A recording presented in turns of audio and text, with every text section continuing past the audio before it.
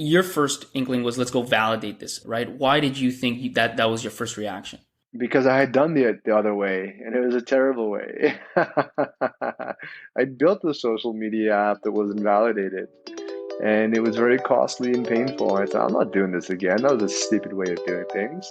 Welcome to the Product Market Fit Show, brought to you by Mistral, a seed stage firm based in Canada.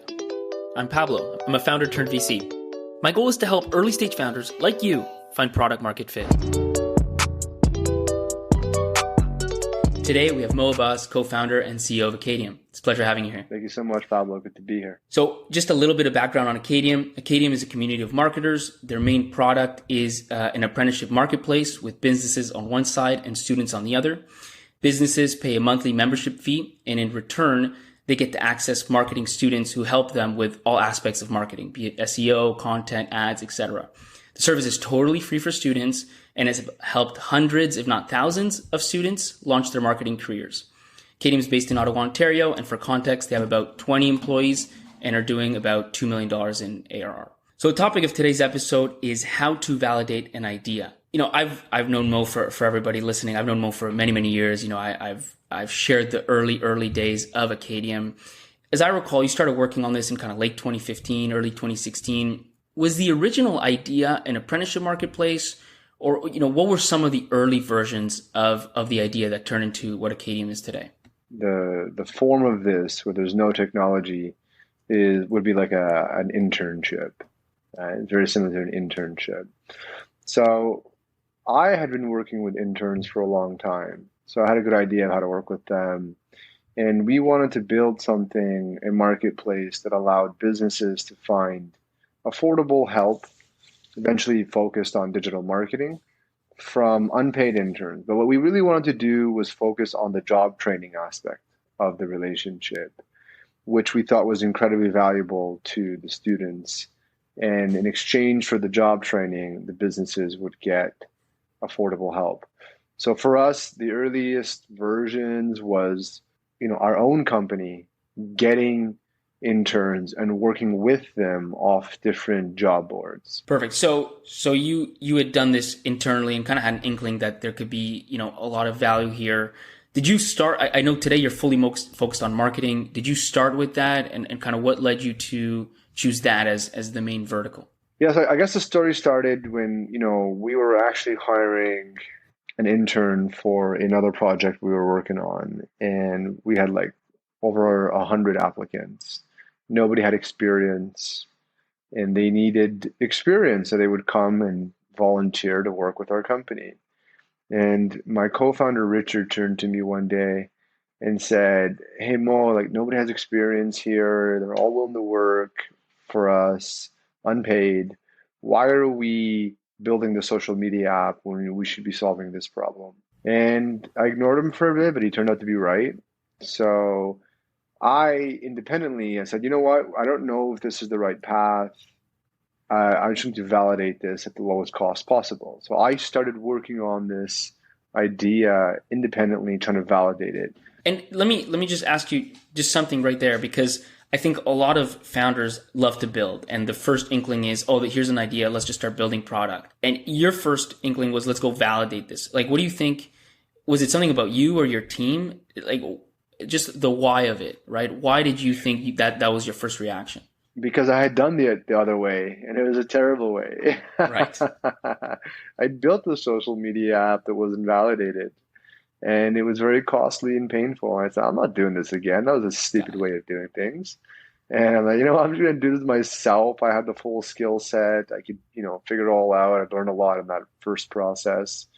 So, I just built a spreadsheet. Interns are ready to work for businesses. And I called businesses up and I said, do you want to get these people to help you? That turned out to be that didn't work, actually. So you had to build a product in our case. Why didn't it work? It was a tremendous amount of matching effort to actually get them matched with each other for something that is, relatively low value and should be low touch point.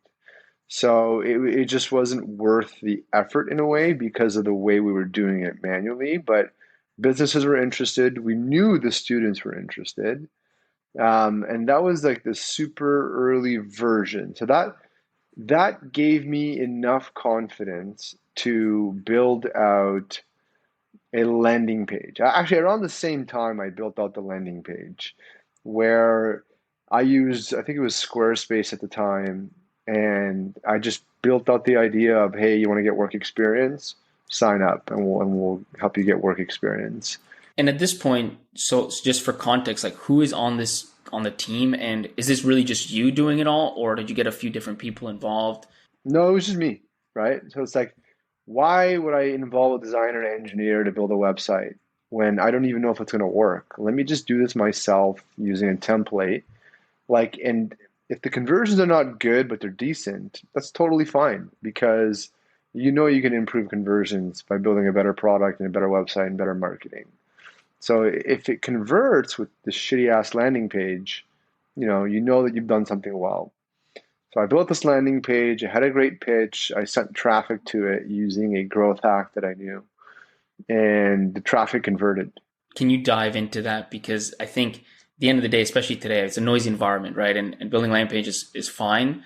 If you can't push traffic to it, you're not testing anything. So where did you get the traffic, and how did you think to do that? So I already know how to get interns, right? There's different ways you could do it off job boards. So I just modified my messaging, and we eventually got kicked off the job boards because you can't really do that. But Right. earlier on, it was fine. So I used job boards to funnel traffic into the early version of Acadium. And, for that, go to the job boards, do the messaging, get them to come to Acadium, and check the conversions. And the conversions were extremely healthy. In fact, they were better than anything I've seen up to that Hmm. time. And this was conversion to what? To creating a To sign up. profile? Sign We up. didn't have Okay. a profile. We didn't have a product. It was a landing page. There's It nothing was an there. It email. was all smoke and Email capture, mirrors. really. Yeah, pretty much. Okay. And then I said, Squarespace allowed you to connect a bank account. And I said, well, maybe it's because it's so easy to sign up that's why we're getting such good conversions. I wonder if I put a paywall, if they would still sign up. So I put a paywall and people still signed up. And I was like, On this, wow, and they're this like, is just to confirm. This is the student side of the business. correct. Yeah. So at first you were seeing if they would pay on the student side. Got it. I want to see how willing they are to gain work experience. And they were very willing. They were willing enough to pay us at the end of the day. At the same time, one of the interns I brought on, I even pitched this to her in like a payment. I said, you're going to pay for this experience. And she, $500 a month, it's going to cost you for 3 months. And she agreed to it. And after the first month, I said, you don't have to pay us.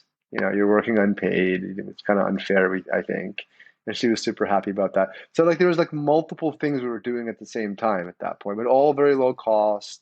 At that point, we said, okay, there's obviously a good demand here. And then you started digging into the problem. Well, what is the problem? What could this really be? And we actually laid out a whole bunch of other ideas at the same time, and we didn't quite do this. They didn't really pass the mental experiment, right? Like, so you want to just create, a mental experiment in your head and be like, well, if you kind of built it, how would it work? Who would use it? Is there a demand? Something you want to do? We had a whole matrix for a whole bunch of ideas. None of them really passed that. This one did, and it entered the phase where I was kind of starting to build out the landing page, and that went really well. And then at that point, I said, okay, what does this look like in the future? We imagined a future where businesses provide job training. We knew that on-the-job training was the most effective way to get trained for the job market. So we said, hey, if we could enable businesses to do this on scale, this could be something really meaningful. And then strategically, you can then own the talent because you would train them and they would be there from your talent pool first. And if you own the talent, and you can go to demand side and be like, hey, you need the supply, we have the supply here. So strategically, it made sense. It was also something we were proud to work on. It was a mission-driven organization. And that's what we did. We said, this is the vision, lay that out early. It's still pretty much the same vision. We ironed out a lot of the details along the way and really fleshed it out and clarified it and simplified it. But that's the high level vision. It's the same as it was back then. A lot of things have changed since then, including the product and what we offer, but the vision was very much the same. And from there, the landing page is great, but we knew we needed more liquidity on the student side, and we needed them around, and we needed to give them some kind of training and more value. So we built out a whole bunch of coursework. Right, that was kind of our MVP. It was solving the chicken and egg problem. And we built these courses ourselves. And the first version of that was garbage. It was unusable. Marketplaces are notoriously hard to launch, especially because of that chicken and egg problem that you mentioned. Do I have the right understanding that you did this kind of single player mode and you started with students and build this? You first, kind of had this landing page to test the value prop, but then you just started building out features so that it'd be useful for students without anybody on the other side. Was that kind of the first model? Yeah. First you validate, then you build the vision, and then you build the MVP ultimately. This was even pre-MVP. This was like, how do you get one side of the marketplace? And we actually probably spent too much time on the courses. The funny thing is we built these courses and we iterated them. So that went through a whole product journey. We started with scripts and videos and moved to micro lessons.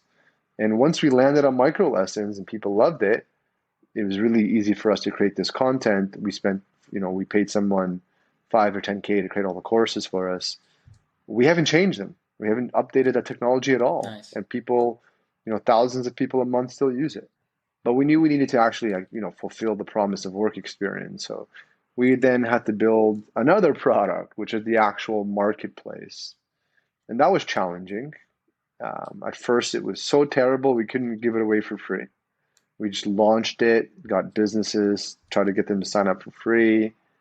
And they would, but liquidity wasn't that great. So there's a lot of things you learn along the way. So you got to launch very quickly. So you learn these things like liquidity. Didn't really know how important that is until you launch. And it's like, right. Well, oh yeah, that's right. You actually need liquidity. Now, did you go through a similar, like you had validated these students with this no product, right? Landing page, get them to come in, test conversions, put a paywall, test conversions on paid. Did you do the same thing with businesses, or did you just go ahead at that point and launch a full product? I didn't know, not on the businesses, because I was the business. Right. So I had to, I was the client. I knew what they were willing and not willing to do. And I talked to so many other businesses. So I talked to a lot of businesses as well. And customer discovery, but not full-fledged validation. Right.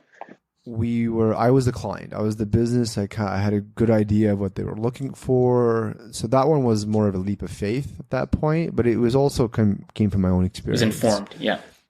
It was informed, yeah, correct. And I already talked to so many businesses who were interested as well, but they just, they didn't have trust, frankly. Lack of trust, because there's some random guy calling them, asking them if they want somebody to work unpaid for them. Yeah. So that was challenging. Trust is a big deal in marketplaces. So let's start building a brand and build a product, like an actual significant product.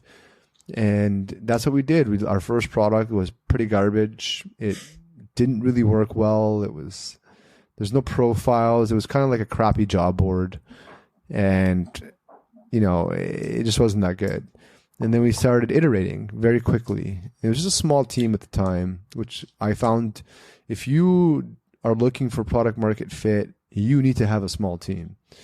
And for us, this was so important because it was me and my co-founders. One is a designer, one's an engineer. We would literally ship code every single day and just see what happens. And I would send traffic to the product. And once it got to the point where we were reasonably confident, we said, well, we got to start making money. And also the money makes people more serious as well. So we introduced a small price point. We were also running out of cash. We had maybe a couple of weeks to a month of cash left. And we're like, well, we have this product, but we don't really make any money. We got to put a business model in place.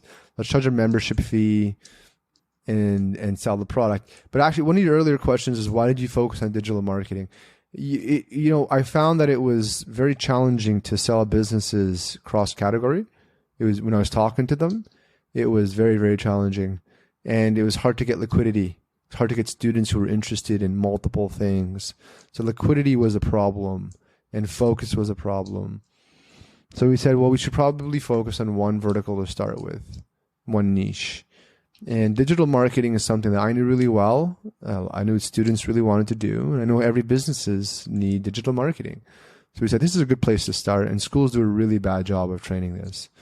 So for those reasons, we picked digital marketing. And that was a good decision. How important is focus, especially in those early days? I mean, if I think about it, you first focused just on students, right? You got just students, you got a value prop delivered there. Then you added businesses, and then you ultimately refocused just on digital marketing, where many others would have said, well, if I have the business and I have the students, I might as well do it all, right? How important is focus in the earliest days, especially? I mean, it's super focused because you need to prove one thing at a time, right? When you're able to get more resources and you're able to move multiple things at the same time, then sure, you could do that. You should also be able to take multiple shots.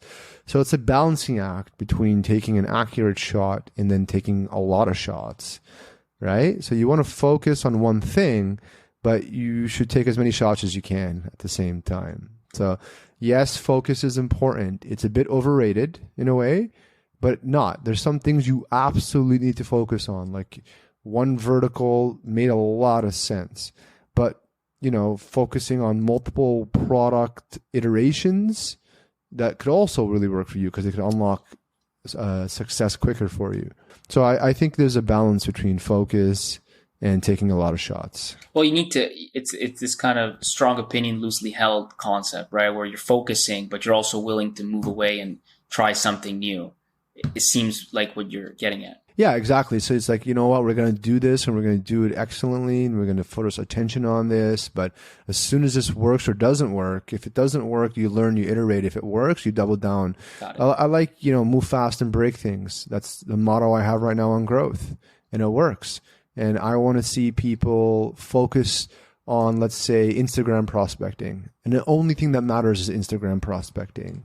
But I have one team doing that, one person doing that, but then I have somebody else doing LinkedIn prospecting, somebody else doing email prospecting. So when you have more resources, you could spin multiple wheels, but those individuals need to focus. And my focus is, let's say, call bookings. And then I need to maximize call bookings.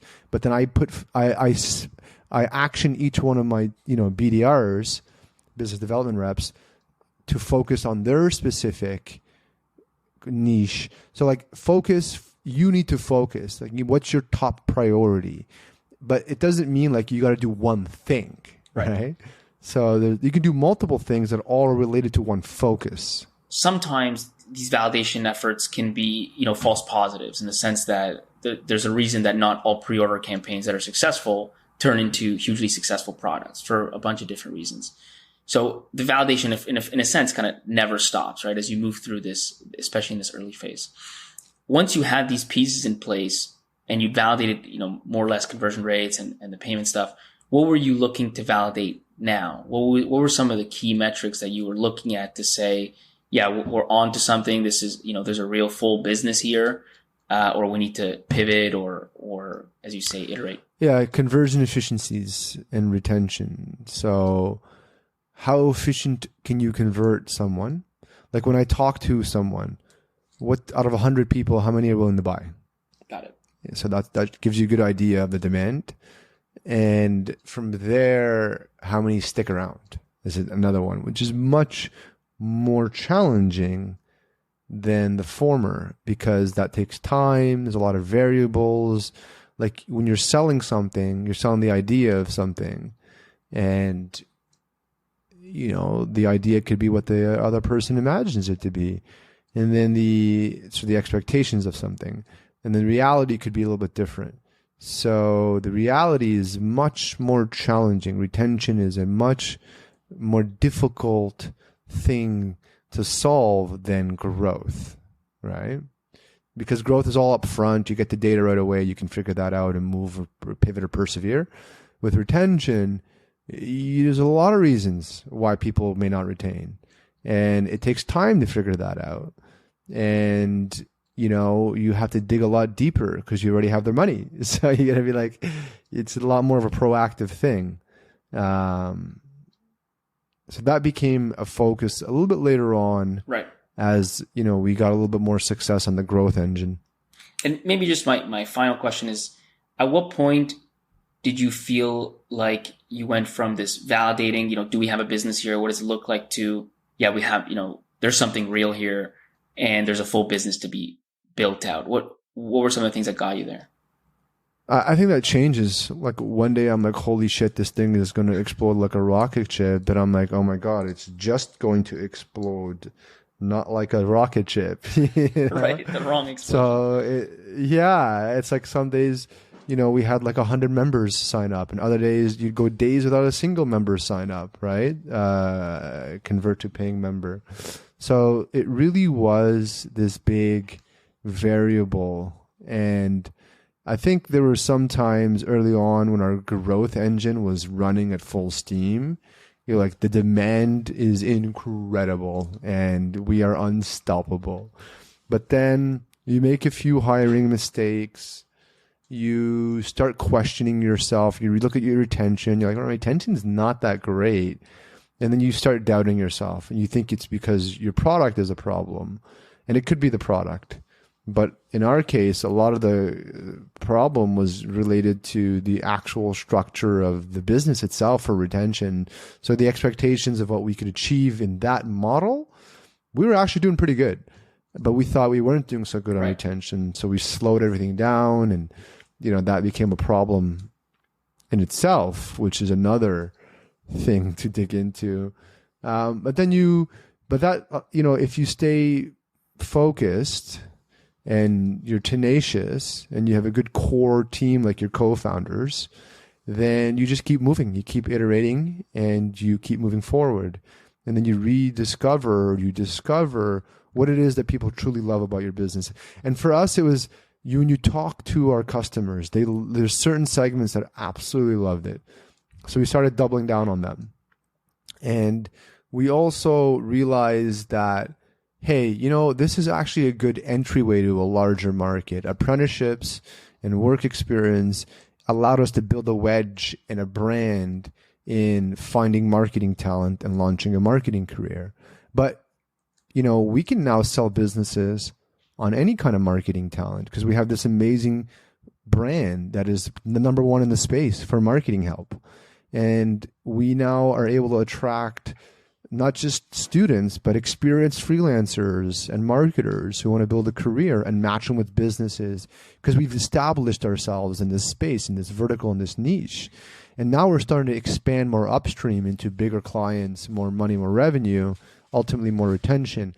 That's going to take a little while, but it's all a stepping stone process, right? Like the journey where you start and where you end. There's a lot of, let's say small pivots that happen along the way. All right. Well, I'm going to cap it off there. Thanks a lot, Mo, for sharing your story. It's been an absolute pleasure having you here. Maybe just to recap, you had this idea that you got from personal experience around the value of unpaid interns for businesses and the desire of interns to learn hands-on real-world experience. You tested it out with this kind of single-player mode, starting with students. You added businesses, you focused in on marketing, and now you've built this community of marketers. You've changed the lives, I assume, of many, many students who are now professionals in digital marketing, and of course, helped many businesses grow along the way. All starting with this very lean approach to validation, which I think a lot of people could learn from. So thanks a lot. It's been amazing. Thank you so much, Pablo. Thanks so much for listening. If you want to see more content, check out pmf.show.